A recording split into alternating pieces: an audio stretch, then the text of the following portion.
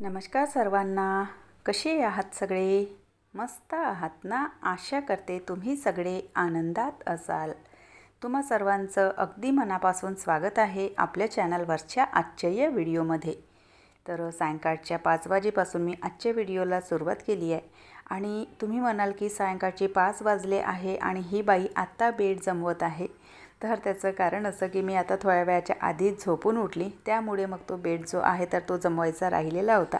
आता पुन्हा तुमच्या डोक्यामध्ये विचार येईल की कालच तुम्ही व्हिडिओमध्ये सांगितलं की दुपारचा वेळ छान असा युटिलाइज करायचा, आपले काही एक्स्ट्राचे कामं असतील तर ते करून घ्यायचे आणि आज तुम्ही स्वतः 5 वाजता झोपून उठल्या.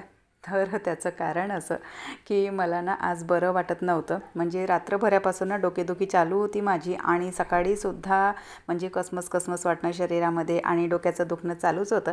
तर त्यामुळे दुपारचे जे काही आपले कामं होते ते आटोपले आणि त्यानंतर गोळी खाऊन मी झोपलेली होती. तर ती आत्ता झोपून उठली. आणि कालच्या व्हिडिओमध्ये जसं की मी तुम्हाला सांगितलं की दुपारच्या वेळेला म्हणजे जे काही आपले एक्स्ट्राचे कामं असतात तर ते आटोपून घ्यायचे. तर याचा अर्थ असा नाही की मी माझे दुपारचे कामं झाले की त्यानंतर लगेच मग पुन्हा आणखी कामांमध्येच लागते म्हणून. माझे सकाळचे जे काही कामं असतात ते दुपारपर्यंत झाले, व्हिडिओचं काम झालं की त्यानंतर मग अर्धा तास मी आधी आराम करते. कधी मोबाईलची स्क्रोलिंग होते किंवा मग कधी मस्त छान अशी झोपून जाते.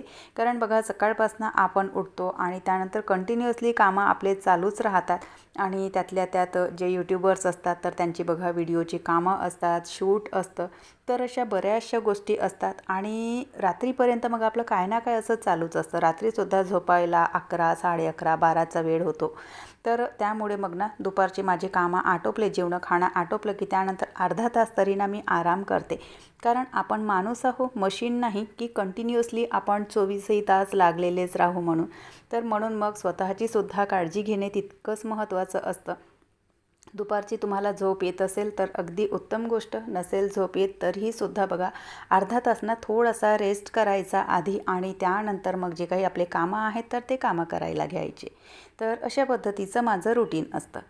तर चला आता म्हटलं आधी ना बेड जमवून घेते, कारण सायंकाळच्या मग दिवाबत्तीच्या वेळेवर बेड वगैरे सगळे अस्तव्यस्त पडलेले असतील तर ते बघायला चांगले दिसत नाही. तितक्यातच सानूना चहासुद्धा घेऊन आलेली होती. पुन्हा एक दुसरी गोष्ट, आता तुमच्या मनामध्ये विचार येईल बेडवर ऑलरेडी इतक्या सगळ्या उश्या आहेत तरीसुद्धा एक्स्ट्राची एक उशी का बरं बेडवर नेहमी राहते म्हणून. तर ती माझी उशी आहे. म्हणजे सगळ्या ज्या उश्या आहेत, सगळ्या ज्या पिलो आहेत तर त्या अगदी जाड्या आहेत आणि मला ना सर्वायकलचा त्रास आहे, त्यामुळे अगदी जाडी उशी मी घेत नाही. तर म्हणून मग माझी ती अगदी अशी फ्लॅट चापट झालेली उशी आहे तर ती माझ्या झोपायच्या वेळेवर मी घेते आणि बाकी या सगळ्या ज्या उश्या आहेत तर बाकीचे लोक त्यांचा वापर करतात. चला तितक्यातच सानूना चहासुद्धा घेऊन आलेली होती आणि आज दुपारीसुद्धा बघा जेव्हा डोकं दुखत होतं माझं ना तर कामामध्ये तिची मदत करणं चालूच होतं आणि दुपारच्या वेळेवर सुद्धा तिने बाम लावून केसांनासुद्धा थोडीशी मालिश करून दिली. म्हणजे बघा कधी ना खरंच असं वाटतं की एक तरी मुलगी देवाने ना प्रत्येकाला द्यावी. कारण मुलगी जेव्हा आपल्या घरी असते ना तर बघा खरंच ना म्हणजे ती इतकी काळजी घेते आपली. आणि मुली जशा मोठ्या होतात ना तर बरोबर त्या आपल्या आईची काळजी घेणं, त्यांची देखभाल करणं या सगळ्या गोष्टींमध्ये ना त्या ॲक्टिव्ह होऊन जातात. म्हणजे बघा आपण मुलांची काळजी घेतो आणि मुली जशा मोठ्या होतात ना तशा त्या आपली काळजी घ्यायला लागतात. तर खरंच एक तरी मुलगी ना देवाने नक्की द्यावी प्रत्येकाला. तर चला सायंकाळचा ना बाल्कनीमध्ये बसून मी माझा चहा घेतला आणि त्यानंतर पुन्हा मला ना थोडंसं काम होतं तर आधी ते माझं काम आटोपून घेतलं आणि बाल्कनीमध्येच ना इतकं छान वाटतं, अगदी असं मोकळं वातावरण आणि झाडांसोबत ना इतकं मन रमतं तिथे की माझी ना बरेचसे कामं मी बाल्कनीमध्येच बसून करते आणि माझ्या घरातला सगळ्यात आवडीचा कोपरा आहे माझा तो. चला त्यानंतर मग ना थोडीशी चहा पाण्याची जी भांडी आहेत तर ते भांडेसुद्धा सिंकमध्ये पडलेले होते. तर म्हटलं आधी ते सगळे ना भांडे स्वच्छ करून घेते.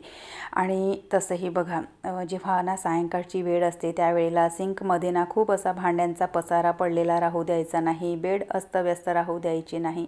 सायंकाळच्या वेळेला ना जे आपलं घर आहे तर ते जितकं होईल तितकं नीटनेटकं ठेवण्याचा प्रयत्न करायचा. कारण दिवाबत्तीच्या वेळेवर असे म्हणतात की माता लक्ष्मीचं आगमन आपल्या घरामध्ये होत असतं. तर म्हणून बघ ना सायंकाळच्या वेळेला आपलं घर ना स्वच्छ आणि नीटनेटकंच ठेवण्याचा प्रयत्न करायचा. सिंकमधले सगळे जे भांडे होते तर ते घासून घेतले आणि त्यानंतर सुक्या कपड्याने पुन्हा पुसून घेते. कारण आता बघा पावसाळ्याचं वातावरण चालू झालं ना की सगळीकडे असं ना ओलं ओलं राहतं ना, तर ते अजिबात चांगलं वाटत नाही. आणि अगदी असं जिकडे तिकडे रणबण पाणी पडलेलं असेल किंवा सगळं असं ओलं असेल ना, तर ते वातावरण मला अजिबात आवडत नाही. तर म्हणून मग ना जितकं होईल तितकं मी सुकं ठेवण्याचा प्रयत्न करते. त्यानंतर मग ना सायंकाळची दिवावातसुद्धा करायची होती. आज ना आठवडी बाजारसुद्धा आहे. कदाचित जाणं स्किपसुद्धा केलं असतं, पण याच्या आधी 3-4 दिवसाच्या आधी आठवडी बाजार होता. म्हणजे 2 आठवडी बाजार असतात इथे, शनिवारला आणि मंगळवारला. मंगळवारचा जो बाजार आहे तर तो मी स्किप केला होता, कारण पाऊस येत होता, त्यामुळे मी काही गेलेली नव्हती. आणि आता भाजीचं सगळं संपलं होतं, तर त्यामुळे आजचा जो आठवडी बाजार आहे तर तो स्किप करण्याचा ऑप्शन काही माझ्याकडे होता नाही. तर म्हणून मग म्हटलं की आठवडी बाजाराला जायचं आहे, त्याआधी ना दिवावात करून घेते. सायंकाळची जी ही आपली दिवावात असते तर ती आधी करून घेतली, कारण तिकडून आल्याच्या नंतर मग ना दिवावात करण्याचं मन होत नाही. उद्याचा रविवार होता, तर त्यामुळे उद्याच्या सकाळच्या नाश्त्याची तयारीसुद्धा मला करून घ्यायची होती. यावेळेला ना मिक्स डाळींचे जे अप्पे असतात तर ते अप्पे मला बनवायचे होते. तर त्यासाठी सुद्धा जे डाळी वगैरे आहेत किंवा तांदूळ आहेत तर त्या सगळ्या मी भिजत घातल्या आणि बाजारातून आली. आज ना खूप छान असे फ्रेश हिरवे जे भुट्टे असतात, मक्याचे जे कणीस म्हणतात त्याला, तर ते मला दिसले. तर म्हटलं चला हे ना घेऊन जाऊयात. खायला ना खूप छान वाटतात. आणि बघा प्रत्येक जे सीझन असतो तर प्रत्येक सीझनमध्ये ना आपलं काय ना काय अशी एक स्पेशल रेसिपी असते. तर पावसाळ्यामध्ये हे जे भुट्टे आहेत तर ते खूप छान लागतात. तर तेच मी घेऊन आलेली होती. त्यांना ना मस्त छान असं इथे गॅसवर भाजून घेतलं.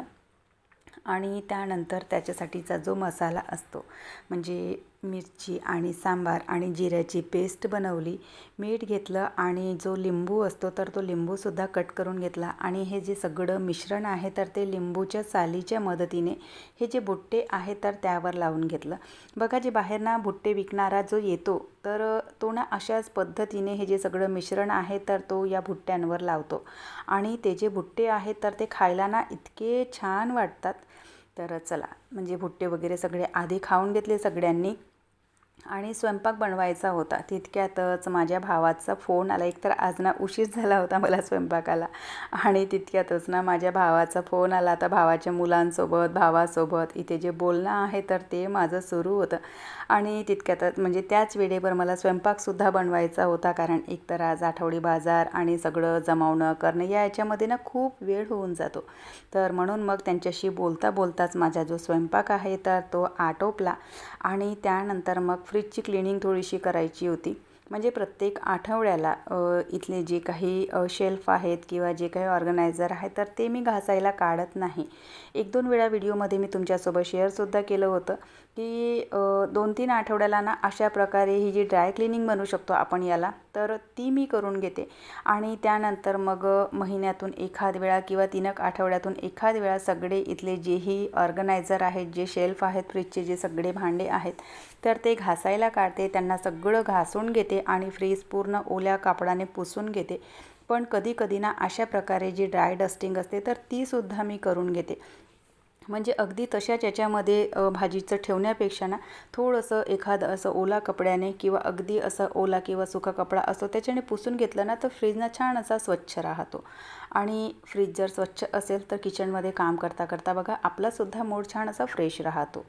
तेवढ्यातच ना जे भाजीचं होतं तर ते किट्टूला आणि तिच्या पप्पाला म्हणजे सगळं तोडताड करून झालेलं होतं. तर ते मी त्यांच्याकडे डब्यामध्ये भरायला सांगितलं, कारण मला ऑलरेडी पुन्हा आणखी किचनमधले जे काही भांडे होते उष्टे खरकटे तर ते स्वच्छ करायचे होते, गॅसोटा स्वच्छ करायचा होता. तर त्यामुळे हे जे काम आहे तर मी त्यांच्याकडे दिलेलं होतं, कारण वेळ खूप झालेली होती, 10:30 वाजलेले होते. तर म्हणून मग म्हटलं की मीच जर एकटीने सगळं करायला घेतलं तर खूप उशीर होणार. तर त्यामुळे जेव्हा कधी अशी वेळ वगैरे होत असते ना तर घरच्या सगळ्यांची किंवा घरच्या इतर कोणाची मदत घेण्यास काही हरकत नाही. तर त्यामुळे ते काम मी त्यांच्याकडे लावलं आणि मी माझं किचन स्वच्छ करून जे अप्प्याचं मिश्रण होतं तर ते मला पिसून घ्यायचं होतं, बारीक करून घ्यायचं होतं. तर तेच बघा इथे मी ना बारीक करायला घेतलं. तर चला आजचा जो व्हिडिओ आहे तो मी इथेच संपवते. आशा करते तुम्हाला आवडला असेल. व्हिडिओ कुठे जरी आवडला असेल तर नेहमीप्रमाणे लाईक करा. चॅनलवर पहिल्यांदा आले असाल तर सबस्क्राईब करा. बेल आयकॉनसुद्धा क्लिक करा, जेणेकरून माझ्या येणाऱ्या व्हिडिओचं नोटिफिकेशन तुम्हाला असंच मिळत राहील.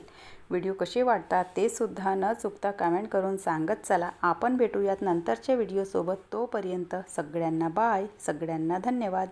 हर हर महादेव.